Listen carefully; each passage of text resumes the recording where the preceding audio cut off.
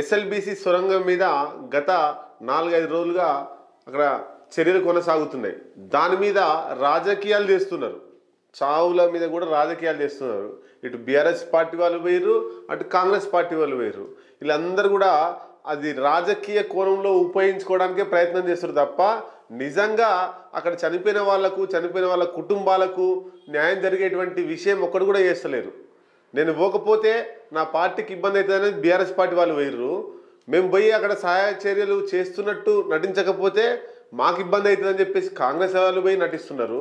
అంటే మొత్తం ఇది అంతా నటన జరుగుతుంది.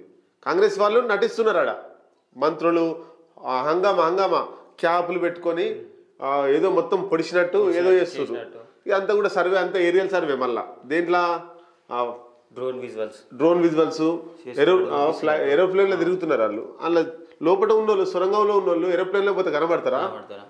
ఆ సొరంగంలో చీకటే ఉండే అందులో పోతేనే చక్కగా అంటే ఇదంతా ఒక హైప్ క్రియేట్ చేయడం కోసమే మొత్తంగా కాంగ్రెస్ పార్టీ వాళ్ళు అక్కడ చేస్తున్నారు.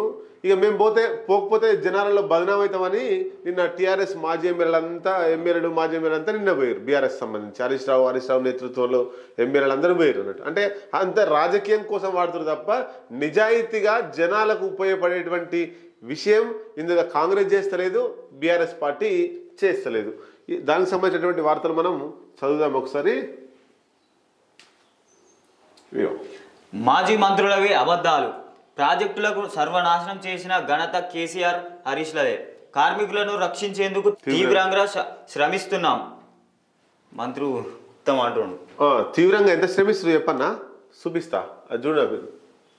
వాట్సాప్ ఎంత తీవ్రంగా శ్రమిస్తున్నారంటే చాలా సీరియస్గా, చాలా కాన్సన్ట్రేట్గా శ్రమిస్తుర్రు. శ్రమించేటువంటి చూపిస్తా మీకు.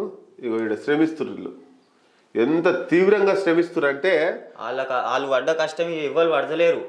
ప్రపంచంలోనే అత్యంత తీవ్రంగా కష్టపడుతున్నారు. అన్నం పెట్టుకొని చేపలు, చికెన్, మటన్ అన్నీ వేసుకొని ఇగో ఈయన కోమటిరెడ్డి వెంకరెడ్డి సార్, ఈయన జూపల్లి కృష్ణారావు సార్, వీళ్ళంతా కూర్చొని తీవ్రంగా శ్రమిస్తున్నారు.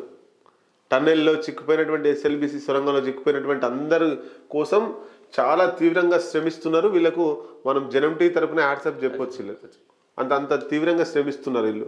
మొన్ననేమో వెంకరెడ్డి సార్ ఏమన్నాడు, వాటర్ నీళ్లు మిక్స్ అయినాయి అన్నాడు.